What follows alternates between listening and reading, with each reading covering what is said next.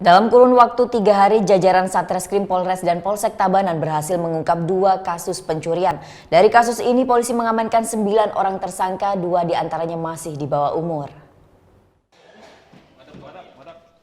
Setelah sempat beraksi di 5 TKP di wilayah Kecamatan Penebel dan Kerambitan, komplotan pencuri gabah ini berhasil mencuri 13 karung gabah dengan berat sekitar 1 ton. Pelaku yang melancarkan aksinya menggunakan mobil sewaan untuk mengangkut gabah-gabah curian tersebut, mengincar tempat-tempat penggilingan padi dan biasanya menjual hasil curiannya dengan cara mencari calon konsumennya di pinggir jalan. Terungkapnya kasus ini setelah salah satu korban melaporkan kasus ini.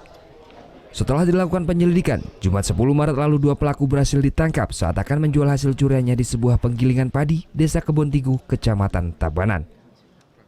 Tersangka ini diduga telah berulang kali melakukan tindakan serupa. Kurang lebih laporan warga, laporan polisi yang masuk ke kita ada 4, ya, ada 4 yang sudah masuk ke kita. Kemudian juga ada dugaan kejadian pencurian juga yang belum sempat dilaporkan oleh warga. Selain kasus pencurian gabah, Polsek Tabanan juga berhasil mengungkap kasus pencurian di 4 TKP berbeda di wilayah Kecamatan Tabanan, di antaranya di Banjar Grogak, Banjar Grogak Gede, dan Banjar Dauh Pala. Kasus pencurian yang menyasar rumah ini terungkap setelah Polsek menerima laporan 2 hari berurut-urut dari 2 orang korban.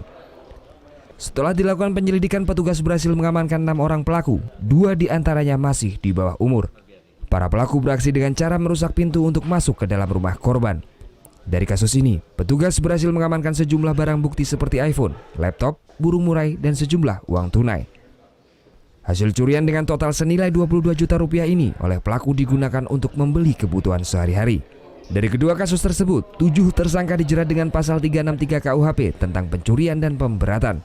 Sementara 2 tersangka di bawah umur dikenakan Undang-Undang Nomor 11 Tahun 2012 tentang Sistem Peradilan Anak. Surya Sanjaya melaporkan untuk NET.